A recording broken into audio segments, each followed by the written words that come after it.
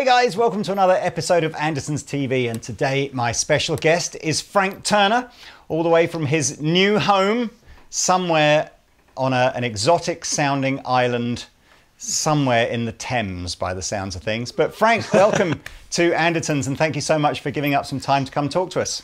Well, thank you for having me. It's very nice to see you at a distance. I'm getting quite used to talking to people through my computer these days, and such is the world that we live in. It is. So yeah, the wonder of Zoom. So many people will know you as a singer-songwriter, probably used to seeing you more recently with an acoustic guitar around your neck, singing your own songs. But I wonder if less people will be familiar with some of the bands that you were in before then. So, and it quite an interesting, you know, if it's fair to say your early stuff is not that similar to your more recent stuff. So can we go back to your sort of like formative years of Sure. listening to music and you know what it is that sort of, you know, shaped you as a musician? Yeah, well, I mean, so my parents, bless them, don't really believe in drum kits or electrification, shall we say. And my childhood was sort of soundtracked, my early childhood was soundtracked by classical music and church music. And a little bit of stuff like Flanders and Swans, some kind of music hall kind of stuff as well, which I've really come back to as an adult. But, you know, obviously I was aware that rock music existed or modern music existed, but from watching the telly or whatever, but it didn't really filter in until I was about 10 years old, and I stumbled across the music of Iron Maiden, funnily enough, was my first in. It was actually because I was at Games Workshop, and I was at a friend of mine's house playing Games Workshop, and his older brother had a poster on the wall of Stranger in a Strange Land, and I thought it was a zombie cowboy in the future, because it is.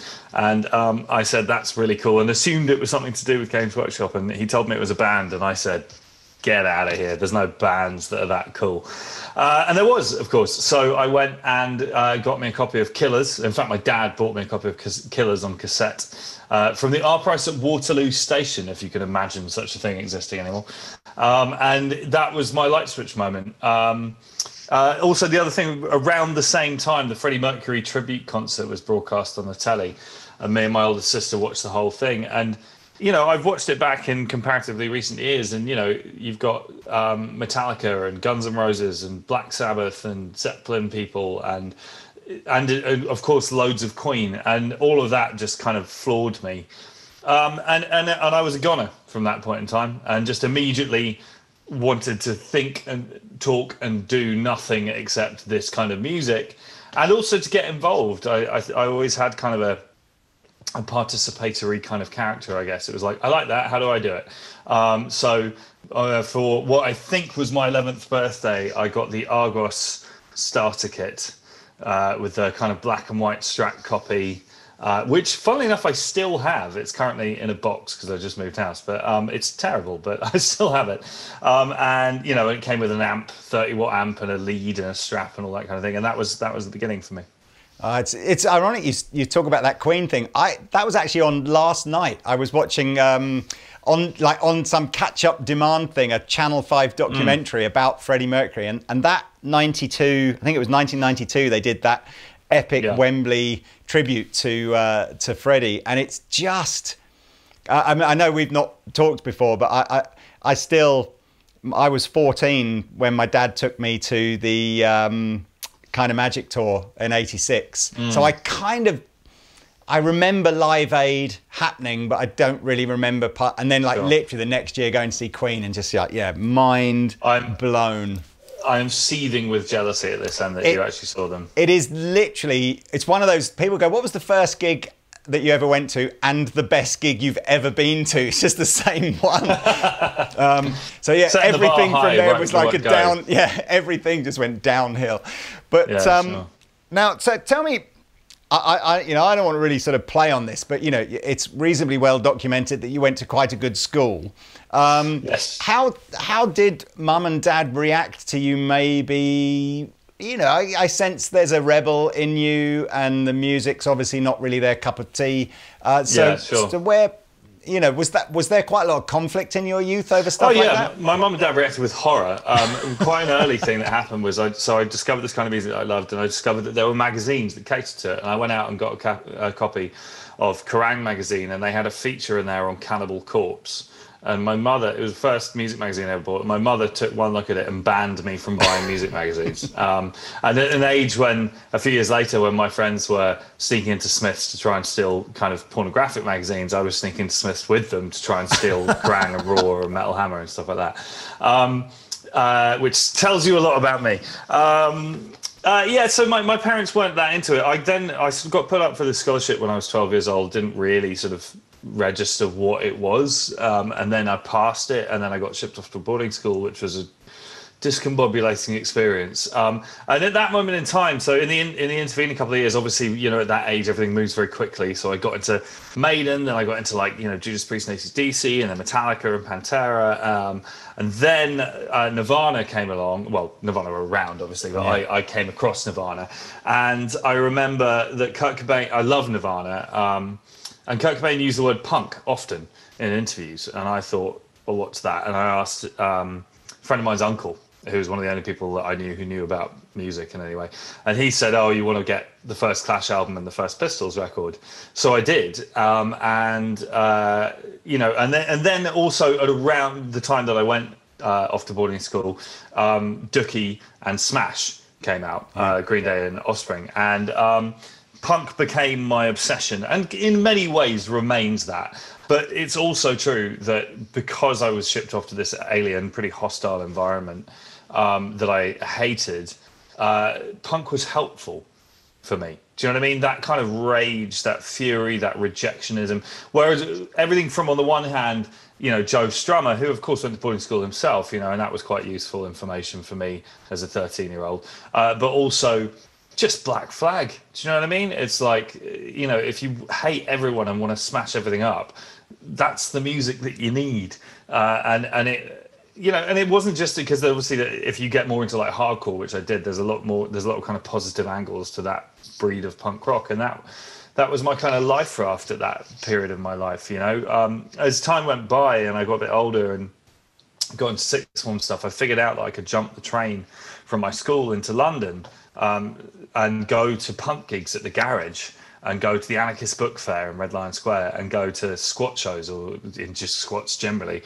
And so I basically was an absentee pupil for the last couple of years because I figured out how to get into town. So but I mean, obviously Counterfactual was kind of a bit of a waste of time, but it's an interesting thought for me whether I would have loved punk specifically quite as much as I did if I hadn't been in this situation that I found so alienating.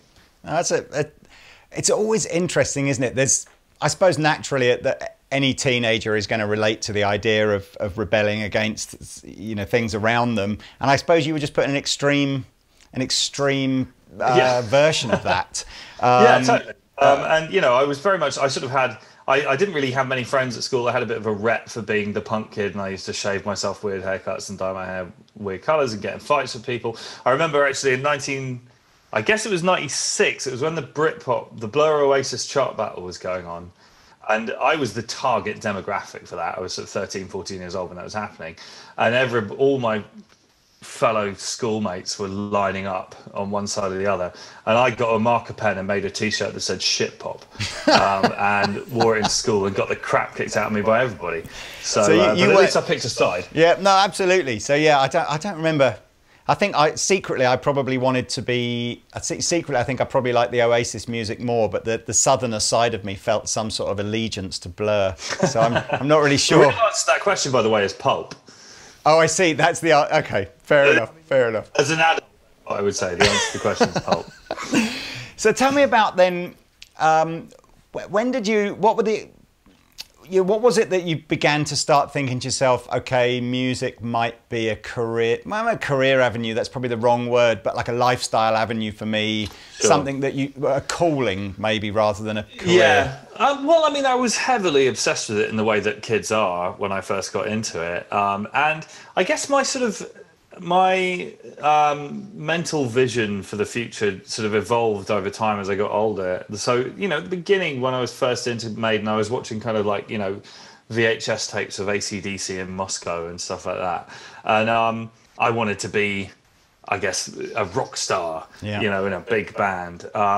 And I was like 13 years old and couldn't really play, so whatever. And again, punk was helpful at that point. It was like, oh, I could play this.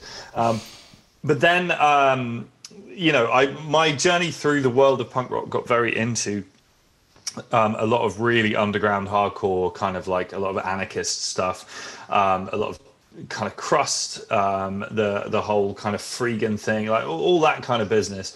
And at that point in time, I was very much kind of signed up to the idea that, you know, you probably shouldn't have a stage because that's hierarchical, and you should never sell music or, you know, sign a record deal. And, you know, it's ultra anarchist kind of vibe. And then I guess I started touring in a band called Knee Joke when I was 16, and on the kind of underground hardcore scene in the UK as it was at the time. And that broke up, and I joined a band called Million Dead. And one of the other members of Million Dead, a girl called Julia, was she worked for a record label and knew about the music industry, and sort of explained to me that it was possible to sign a record deal, and it would actually enable you to play more music, and it wouldn't involve, you know, prostituting yourself, and this kind of thing. So I guess, you know, at that point, kind of realism kicked in, and I started thinking about it. But I would say that I think that almost any musician, with the exception of like Brian May, let's say, but like anybody up to a pretty high level, if they've got any intelligence, kind of operates on the assumption that this is potentially a short-term thing, or at least a fickle thing. Do you know what I mean? Like, and I've been a professional musician for about 17 years now, and I still operate on the principle that might all go away tomorrow, or at least that I should be braced for that, because first of all, it means that every day that doesn't happen is a pleasant surprise. And secondly, it means that I'm not going to be screwed as and when that does happen. Do you know what I mean? I need to have backup plans or whatever. Do you think that in that sense, then, that the way the music industry has gone over the last 5 to 10 years have you felt more empowered by the fact that the record companies seem to play less of a role now in the way an artist, or have you just found it was, you know, is the record company almost like a safety blanket that you miss because they would have done so much stuff? Yeah, sure. Well, I mean, the thing is, so the internet started destroying the existing business model of the music industry pretty much as I signed my first record deal. So I don't really have any memories of time before everything was chaos and everyone was running around screaming with their hair on fire, which is probably useful, because I think that would be kind of that would sort of keep you in a box mentally. I think the thing for me is that, you know, the music business is about music before it's about business, as far as I'm concerned. To be more specific, what happened in the early 2000s is that a business model that was only really constructed in the 1940s and 1950s, whereby physical recorded product was the money-making segment of the industry, and therefore everything revolved around promoting that, whether it was television or indeed touring. I mean, it blows my mind to know this, but Led Zeppelin never really turned a profit on a tour, ever, because at that period in history they sold so many black plastic discs that they were making money hand over fist. So, you know, the business model got broken by the internet. And I do feel strongly that there's a lot of people who are rather too wedded to business models in that whole, certainly over the last 15 years, there's been a lot of people kind of very upset about that. And it's like, well, it doesn't have to be that way. It wasn't that way for hundreds of years beforehand. And, you know, I think there's a strong argument to be made that in retrospect, we'll look back at the period of sort of 1950 to 2000 as being a weird aberration in the way that music is structured. I think that, you know, what we've seen in the intervening 15 years is a kind of scramble to recalibrate from an economic point of view. That has its advantages, as you kind of alluded to. Like, the anarchist in me quite enjoys the fact that nobody had any idea what was going on and how to do it. And you saw lots and lots of examples of bands using that to their advantage. I mean, Arctic Monkeys being a great example. They just kind of smashed their way into the industry, and good for them, you know. And it's enabled things to be more DIY, I guess, to use a slightly loaded term, but in terms of the punk stuff that I grew up with, it's much easier for independent music and kind of underground music to find international audiences now, because you don't have to do it through post, which I remember, you know, you can do it through the internet and it can be instant, and you can put out a record from your bedroom in Poughkeepsie. and you can have people in Thailand know who you are the following day. That is just radical. It's revolutionary, you know. So I think there's as much, when people talk about the internet's impact on the music industry, it's always a very doom and gloom conversation, I find. And I'm not sure that it should be. I think that there were downsides, and a lot of people who worked very hard for low pay to make music happen got hurt by it, and that's obviously to be considered. And I'm thinking mainly of independent record shops and record labels and stuff like that. But at the same time, there's certainly been an opportunity for musicians to grasp a lot more of control over who they are and what they do and all the rest of it. There are more, sorry, I'm going on a huge rant here. There are more things that have come in more recent years. I mean, I do feel like the social mediaization of our business is not necessarily a positive thing, in the sense that it feels to me like it's a job requirement at this point in my life to be a kind of character in a way that's really quite dull to me. I want to be a musician. I want to make music, and I want to be evaluated on the music that I make. And I sort of resent the idea that I'm supposed to tweet about what I was doing yesterday all the time in order to continue engagement with my fans, all this crap. And it might be a necessary evil, but it's not what I signed up for. Okay, well, we'll make sure that we absolutely don't tweet or put any of this footage out on YouTube. Oh, no, hang on a second. That's the whole point of it. Well, but exactly, this is the thing. I'm not contesting the fact that that is the way the industry works. Of course it is. But it's just, you know, this is the game that you play if you sign up for it. I think it's refreshing and... Yeah, it's not refreshing. What's the right word? I like the fact that we talk about this thing called the music business, and it is important that the word music comes first. And it's perhaps a business through necessity, but I always think when people get into music and they're already talking about their business plan and everything like that, it does somewhat feel like it's a back to front way of approaching. Yeah. I do know what you mean. I do think at the same time it's really one of the best pieces of advice I can give to anybody starting out in the music industry. And again, this is easier now than it was when I started out, is to learn how the business works before you engage with it in order to protect yourself. Find out what a publishing deal is and what's the difference between an agent and a promoter and all this kind of thing. And there's endless books and there's articles and lots of it's free, you know, so you can protect yourself, because I remember in the mid-2000s, friends of mine signing a publishing deal who didn't know what a publishing deal was. They just knew someone was going to give them a big check. And it was just kind of like, mate, really? That seems like a terrible shout to me. But yes, the music should come first. And I endlessly get asked what my best piece of advice I can give to an aspiring musician or aspiring band. And actually, once you cut away all the crap, the best piece of advice you get is be really good. Do you know what I mean? Because this might make me either old-fashioned or ridiculously optimistic, or arguably both, but like, if you make brilliant music that engages people, it will get somewhere, one way or another. It might, you know, there might be quicker and better and ways of doing it, but the reason that the bands that you love are successful is primarily because they're very good. Yeah, and I suppose so strive to make the best music that you can, but have an understanding that you probably are going to sign things and do deals, and what you don't want to be doing is making great music to make someone else really wealthy. I guess. Of course, and you want to protect yourself. Yeah. And the main thing about all of that is what it's really about is ensuring that you can do it more. I sort of mentioned this earlier, but it's like that was the thing about signing a record deal for me, is it meant I will be able to do more music, and that surely is the goal. You know what I mean? And like even to this day, every time I finish a record or whatever, it's kind of like, oh, I hope I get to make another one.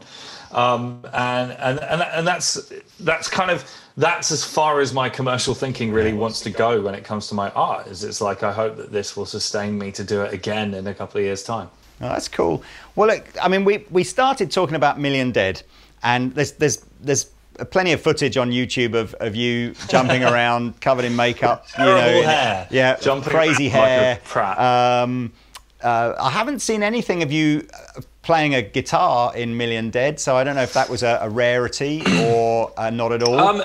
I didn't. I think I only ever played guitar live in Million Dead once, but I played guitar through that period of time and wrote, I'd say, about half the riffs for that band. Right. Well, I mean, that's not quite accurate in the sense that one of the things I loved about that band is we were truly democratic, and anything anyone brought to the table got completely put through the blender that was the four of us. So even if I did bring in a riff, then all four people would put their imprint on it. But anyway, so I did play guitar at that time. But I suppose, I suspect, I mean, like me, when we'll get on to how this interview got sort of set up at first. But, you know, when I first was asked about interviewing you, obviously, you know, I see a solo performer with their acoustic guitar, kind of, I guess, almost, maybe not musically, but sort of, you remind me a little of like a Billy Bragg kind of performer.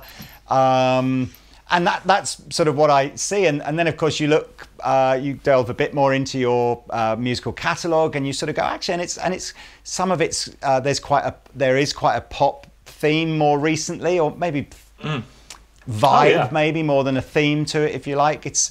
I think there's obviously more there's more meat to the lyrically than a sort of a pop artist, but you know, some of the riffs and the chords and stuff are quite, you know, easy to listen to, and then you go back to watching Million Dead not that long ago, and you go, wow, how does that journey kind of happen? You know? Yeah, sure. Well, I mean, I guess at a certain point you become omnivorous is the thing. We all have our roots into music, but I think that there comes a time when, you know, you just sort of start to. You put the considerations of genre start to become increasingly irrelevant, you know, and I think the strong argument can be made that any type of music that has been successful over a long period of time has to have something to it. Like, I've never been a huge reggae fan, but you can't stand up and go reggae is terrible. I mean, that's a ridiculous thing to say. There's clearly, and in more recent years, I have been trying to listen my way into it and appreciate, you know, more of what's going on with that style and learn from it. That's just a random example, but like, I mean, you know, in terms of guitar, like when I started out, I was definitely, it was Kurt Cobain was my first love as a guitar player, as he is and will always be for many people, because what he brought passion and inventiveness to his playing in a way that wasn't technically dependent. Before I got into Nirvana, me and my first bedroom band with a couple of friends, we were trying to play Iron Maiden or AC/DC or Pantera or Metallica covers, and we couldn't really pull it off, partly because we couldn't play well enough and partly because we didn't have good enough equipment. And then you heard In Utero, and it was like, oh, I can make a guitar sound like that, and I can play those chords because they're all just power chords or whatever. And then that doesn't mean that anyone can be Nirvana, because self-evidently they can't. What it does is it focuses you on what is good about Nirvana, and the answer is it's about inventiveness and passion and heart and stuff like that, rather than the ability to play a Lydian scale at 4,000 miles an hour, which I still can't do. Yeah. But yeah, so that was it. I mean, you know, I got very, very a band that in terms of guitar stuff, I'd really mention would be Fugazi. Right. Fugazi would remain one of my all-time favorite bands, and certainly as far as Million Dead went, like an awful lot of the guitar work was based around Fugazi stuff. Also a band called Hot Snakes, Jesus Lizard, and At the Drive-In were a huge thing for us as well. So, and that's this whole sort of world of very sort of angular guitars. I got very into kind of like diminished chords and augmented chords and this kind of thing, which essentially just means playing two notes together that don't immediately sound right and keep playing them until they do.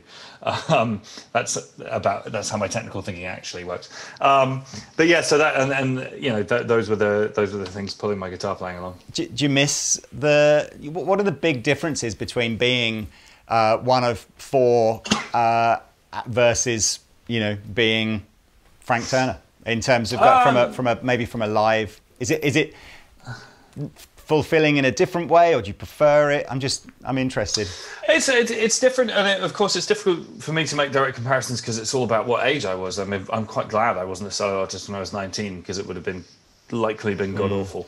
And like in a way, the experience of having been in Million Dead, which as I say was a militantly democratic band, taught me many things that I then sort of brought to the table when I decided to do stuff on my own. And then I learned many things. In a strange way, the first year or two of my solo career feels in my head like it must have happened before Million Dead, but of course it didn't. But you know, the timeline's kind of the wrong way around. But I mean, you know, when you're a solo artist, you take more credit when things go well, and you take more blame when things go badly. And from a performative point of view, I mean, I have a band, you know, these days. Yeah. I didn't at the beginning, but I have the Sleeping Souls, and I have those guys backing me up.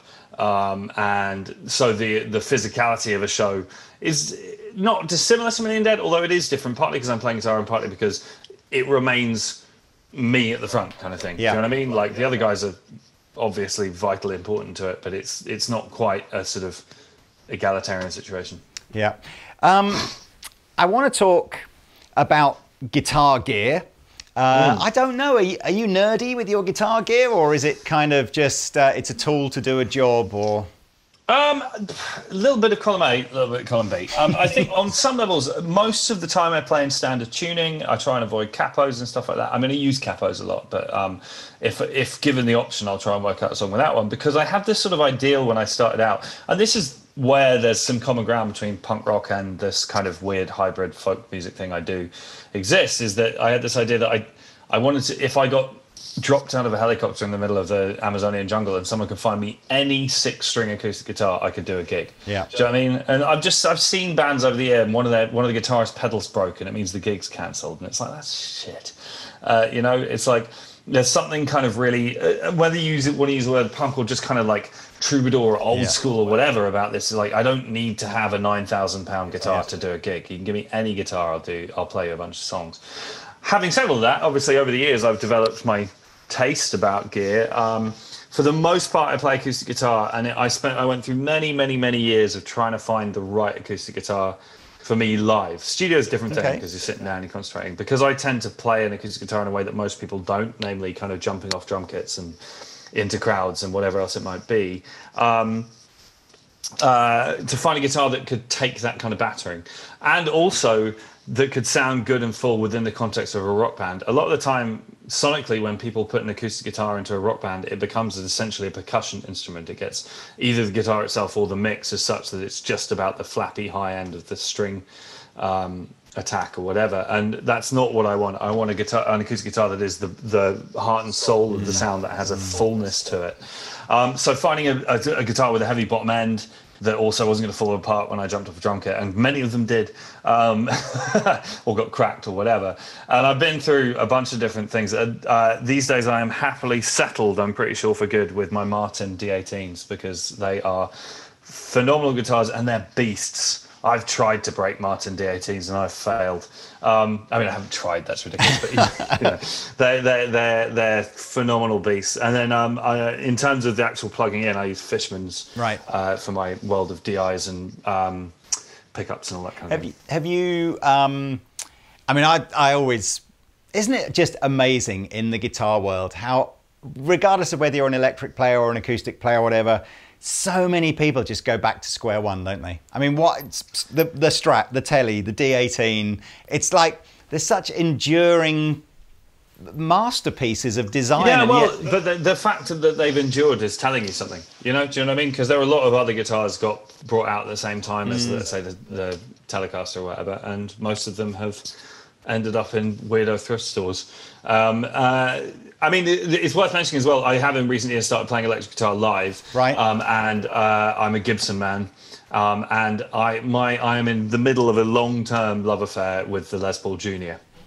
I mean, I think that's a cool guitar. It's no out. Excuse my language. No, but that's about it. That should be the strapline on the next Gibson advert for the Junior. You know, it's like, I think and I think there's a little bit of like the Esquire kind of vibe there. If you've just got a hardtail guitar with one pickup in it, what are you going to do other than strum it? You know, it's like you can't. Right.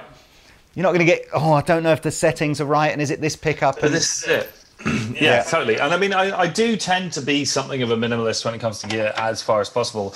I mentioned Fugazi earlier. One of the things about Fugazi that I always loved is, despite being a very heavy punk band, they never used distortion pedals. Right. And if you watch video footage of them live, the way they did it, Ian Mackay and Guy Picciotta, the guitarists, would control their gain using the volume control on their guitars. Yeah. Which were often Les Paul Juniors, I might add. Yeah. But you know, they'd have a gainy sound on their amp, and then they turn the guitar volume down, and they play the clean stuff, and then when it came for the drop, they just go whoop like that, and then it's heavy, and just that simplicity really appeals to me. No, I love that too. So anything, when you mentioned about live and studio being quite different from an acoustic guitar, presumably are you miking up the acoustic in the studio, or generally speaking, yeah. I mean, most producers I work with want to take a DI as well, because they want to record everything forever. And I have a collection of guitars that I will use in a studio. I've got a 1957 Gibson Country and Western acoustic, which is a mint guitar. I've got a Martin, an old, I think it's 46 47 or 48 mahogany Parlor Martin, which it's a real little guitar, but I love it. It's great for sort of songwriting, should we say? But speaking of, actually, my absolute pride and joy, which I don't use for anything other than writing, I don't use it for recording, and I certainly don't take it on tour, but it's a 1942 D'Angelico archtop that used to be owned by Loudon Wainwright III, who's one of my favourite songwriters, and it was his songwriting guitar for 20 years, and now it's mine. And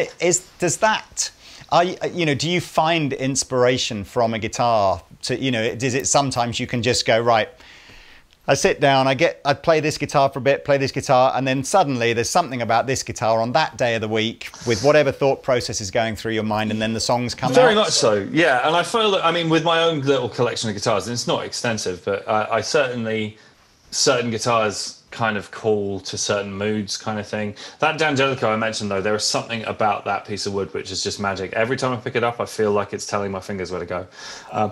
In a way that I just, if I get stuck on a song, grab the D'Angelico. Wow, that's like Nile Rodgers' Hitmaker then, isn't it? It's just like, that's your, that's it. That's the unblocker. Go and get that guitar and the songs will come. Exactly. I like it. We're going to talk towards the end of this interview about, just what's happening with you in 2020. It's obviously been kind of a slightly topsy-turvy world this year. Yeah. I'm kind of, I think everyone's probably a bit bored of talking about how shit it's been, but let's try and put some positivity on it. But one of the things that, and the reason we're doing this interview, and let's talk about, doing something really, really crazy positive, is a friend of mine, Bruce Dickinson, who I've known since we were both very young, and who has a college in Brighton called WaterBear that you are the patron of. And that's how you know Bruce. But he was talking to me about a young guy from Sierra Leone who, I think living in our little bubble in the UK, we just cannot comprehend what is going on out there, and historically has gone over there with, kids being kidnapped and forced into militias. And I mean, it's almost impossible to comprehend. But you through a charity called WAYout Arts are trying to help a really talented kid to try and fulfill some musical dreams, and tell me, I mean, fair play to you, man, for doing stuff like that, because I think So the story, I'll try and do the short version of this, I'll be here all day, but there's a group called the Joe Strummer Foundation, which was set up by Joe's family, and one of the main guys who works there used to be the barman in a bar called Nambucca, which was where I sort of committed all my sins and indeed learned about folk music. So Jamie and I go way back, and he now works for this Joe Strummer Foundation, which is a fundraising vehicle. They don't do charitable work themselves. They raise tons of money and then send it out to other charities. And he called me and he said, "Do you want to go to Sierra Leone?" And I said, "Are you high?" I mean, obviously I've heard of Sierra Leone, never been there, didn't really know anything about it. And he told me about it and told me about this charity that's a music charity that's based in Freetown, the capital, and they use music as a tool to kind of engage with some of the most marginalised people in the world. We're talking kids, some of them are former child soldiers, but all of them are homeless or live in slums. The slum housing is effectively homelessness. I've seen it. It's difficult to exaggerate. And, it's really, really, I mean, Sierra Leone's a very poor country, and these are people who are extremely poor by the standards of Sierra Leone. Some of the places where they live, which I've been to visit, other Sierra Leones I've met out there have looked at me like I was crazy when I said I was going to Susan's Bay. They were like, I'd never go there, kind of thing. And obviously I'm not just wandering down there, I'm going with the charity or whatever. But so there's a lot of kids out there, and, obviously people have basic material needs, which come before music, arguably, sort of clean water and sanitation and all the rest of it. But there are a lot of charities working on those kind of things, but a lot of those charities, with all due respect to them, the kids out there tell me they sort of feel a little bit like they're kind of units being processed. Do you know what I mean? And there's no one sort of catering to their individuality, their aspirations. So it's a small charity. It, at any given time has maybe 100 people in the project, although the turnover is quite high and there's been a lot of people over the years. And so I went out in 2017 and made a bunch of friends and saw these kids, and it's this incredibly vibrant musical scene out there, and they're all learning how to use Logic and how to play guitar and play the drums and all this kind of thing. And some of them have gone on to jobs, and they're all making music. They're making this cultural statement. They've got their own radio station that they work write with now and all this sort of thing. So it's a beautiful thing. I've been out 3 times. Mash P is a singer and a rapper who's from the streets out there, who's had an incredibly difficult, awful life. But he's very, very talented and a really engaging guy. He's one of the best performers I've ever seen in my life. And yeah, so Hazel, who runs charity, called me and asked if there was anything that I could do to help him out in terms of studying, because she said she reckoned she could sort him a visa. So I called Bruce, and Bruce, who is a legend, who deserves all the credit for this, said, so I was expecting him to kind of go, yeah, but no. And Bruce said, yeah, I reckon, yeah. And before you knew it, we had a project together to get Mash over to the UK.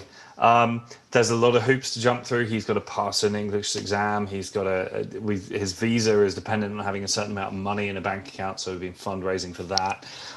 And, you know, living costs, all this kind of stuff. But it looks like it's going to happen. He's in London right now. He arrived last week, which is an enormous culture shock for him, as you might imagine, among other things, because I met up with him when he came in after he came out of quarantine, and he's freezing cold. This is a man who's grown up on the equator, who's now in London in October, and he was just like, how do you people live like this? But he's a sweet guy, and he's really dedicated to his art, and I think that it's just a wonderful thing. You know, I think that, and I really, really don't want to like stand here and take it more than my share of the credit, or indeed any credit, because other people did the fundraising and other people are providing the teaching. But you know, if we collectively can change this one individual's life, that feels like not a terrible use of our time. I honestly, it's fair play to you. I watched the little 15-minute BBC documentary that they did on MASH, and it's just difficult to sit and go. I think about how stressed we've all been about COVID over the last 7 or 8 months, and you literally go, we don't know anything. Well, this is it, you know, and like it's very difficult to talk about going to Sierra Leone without sounding like someone who's just come back from a gap here. But it's staggering, you know, and it puts everything in perspective. And you know, I remember distinctly like having a feeling after the first time I was there, thinking, right, I'm going home and selling everything I own and giving it all to these people. And whilst I understand that doesn't deal with the structural issues, the structural root causes of the problem, that's also not that statement is not an argument against doing that, and it's a difficult thing to kind of get your head around. But I guess what I've tried to do in the interim is just to maintain engagement with the project and do what I can to keep up my end of it. When I was over there the first time, it was very interesting. Hazel said to me, as I was walking around meeting people and hanging out and stuff, she said, whatever you do, don't tell people you're coming back if you're not planning on coming back, because they'll believe you and they'll be hurt if you break a promise to them. And I said, what would be the point of me only coming here once? I'd almost rather not go than just go once, you know, because if you go once, it's like a regal visit. You swan through and you wave at people and then you carry on with your Western life. And I'm not saying that I'm going to save the world, but like you've got to, if you're going to commit to something like that, you've got to keep doing it. So I'm doing my best on that. Oh, good man. I mean, we'll try and put some links in the description below the video, but where can people find out more about how the fundraising? So the main place to go would be WAYoutArts.org, which is the website for the charity. On my website, I've been over 3 times, and all 3 times I've written very extensive blogs of my experience of the thing. So if anyone has a spare, then they're not short. Yeah, I should say. So if you've got more time, you can read about my travels over there. And then there is the fundraiser for Masters out there as well. Yeah, so and indeed, he has a fair amount of his kind of music and his songs and his videos and stuff that he's made in Freetown, which are great. But you know, his ambition is to take his art and his production skills to a new level, which I'm sure that he will, because WaterBear is a great institution. Oh, good man. Well, I mean, if nothing else, I'm sure Mash would appreciate it if people just went and checked out some of his music. Oh yeah. So check out the song "Bread and Butter." Okay, man. Well, we'll see if we can get a link to that below as well. Bruce mentioned that there's an auction or a raffle, and I think you've put a guitar into it, Bruce. I don't even know if he's told you about this or if I'm telling you in advance, but Bruce has got a beautiful old 60s Gibson acoustic he's offered to put into the raffle. Wow. We want to try and do something the same, and we'll find something nice here and get the team to sign it or whatever. But where's the where is that an eBay thing or just via your website? Well, so I did the Raffle by guitar. That one finished already, right. Okay. And raised a crazy amount of money. And thank you very much for anyone watching this bought a ticket, because we did a wonderful thing with it. But yeah, I mean, you know, obviously from my social media, I'll be shouting about any links that are worth shouting about to do. Well, we'll set something up. Maybe we'll set up the thing then that auctions our guitar and Bruce's guitar off, or whatever. Somehow or other, we will work that out. But it's right. Yeah, all credit to you, man. I mean, it's the world needs more human beings with that kind of attitude. Well, and all the credit to Bruce and to WaterBear as well. They've done an amazing thing here, and it's an honour to be associated with a place like that. Yeah, I don't know. It's like, I've known Bruce a long time, and it doesn't surprise me. I've seen him do lots of things in his life for other people. He is a sweetheart, that is for sure. Okay, well look, let's round off then by let's round off by talking about, you know, what have you done this year, and sort of, you know, obviously moved house, but in some sort of isolated musical world, have you been more creative or less creative or differently creative? Let's say. I mean, at the beginning of the year, the first 3 months of the year, I was on tour, but I still think of that as kind of like 2019, technically. Do you know what I mean? It is like it was another pre-COVID. We put out a live record called Live in Newcastle, which we were going to put out at some point this year, and then lockdown kicked in. It was like, well, let's just do it now. I put out a split with NoFX, who are one of my favourite bands growing up, and we did the cover split, which was a wonderful thing. The thing that both those two out, the thing that I've been doing that's coming next, and this brings in what I've spent most of my time doing this year, I've been learning how to kind of mix and engineer and produce properly. I've always been able to knock out a reasonable quality demo on GarageBand, or well, on Logic, should we say? And I've been learning how to actually like make a record, and I'm building a little studio at my new place, and I'm going to be, you know, making records. And one of the first ones I've done is called Buddies 2. So 10 years ago, me and my friend John Snodgrass, who's a country singer from Colorado, made an album called Buddies that we wrote in a day, and then recorded in a day the following day, and we were quite drunk by the end of it. So, and it's a mixed bag. But it's been 10 years. We were all in lockdown, so we wrote Buddies 2 over Zoom in a day, because he's in Colorado. We've recorded it as a kind of more orchestrated kind of punk record. We've got Stefan from Descendants on drums, a few other guests on it, and I essentially produced and mixed the record myself. So as well as writing it with John, I've done the technical side of it. And that the first single, Bad Times Good Vibes, is already out. The second single, The Fleas, is coming out in a few days from when we're speaking now. And yeah, there's lots more music coming on that level. Well, and presumably, hopefully get in front of some people next year, or is that we're still Fingers not crossed. sure? I did a few socially distanced gigs and that kind of thing. I've got plans to do that more. Obviously, the primary concern is safety, and you know, obviously obeying the rules, whatever. But the main thing is this safe? Is this wise? Hopefully, we'll figure that out. We're all sitting here waiting for a vaccine. Yeah. Well, on that note, then maybe we're all waiting for a vaccine. That's the song. That's the next song, please. But look, waiting on a vaccine. It's been a pleasure talking to you. Thank you for taking some time out. I guess you've got some decorating to do by the looks of things, and some unpacking. Boxes. So and the other thing, as you might imagine, I can't find anything at the minute. And like I tried before we packed up to like put the stuff I needed in a special place, and of course I didn't. And so yeah, a lot of unpacking. Well, good luck with that, and thank you so much again. So everybody, Frank Turner. See you later, everybody. Thanks for tuning in. Please like and subscribe. Hey guys, thanks very much for watching the Frank Turner interview. I really enjoyed speaking to Frank, and I was pretty moved by the story he had about the kid he's trying to help from Sierra Leone. This is Bruce Dickinson. How are you doing? Yeah, we talked about Bruce in the video. Bruce runs and started WaterBear. And so we both thought we'd better donate something on top of the guitar that Frank raffled off. Now, I feel slightly outdone here. So well, at least yours is new. Well, maybe I'll go first just quickly. So this is a Fender Elite Strat. You might recognise this colour. We've used this guitar in probably 50 videos over the last 3 or 4 years at Anderton's. So Pete and I have signed this. It comes with its case, tremolo arms, pretty much as new. These would have been about £1,500 when they were brand new. So that's what we're going to put into the raffle. And Bruce, very cool guitar, but this one is 60 years old nearly. It's a 1961 Gibson LG, which stands for ladies guitar. Does it really? Yeah, it's quite a a light guitar, but they record really well, and that's why all the session guys use them, because they sound great embedded in the track. You just wouldn't get away with that these days. No, you wouldn't. You wouldn't.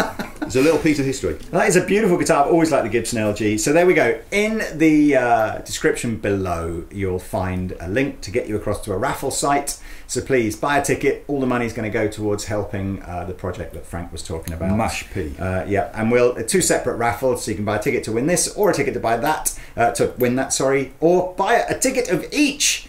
That's it. Thanks a lot, guys. Good luck. Cheers.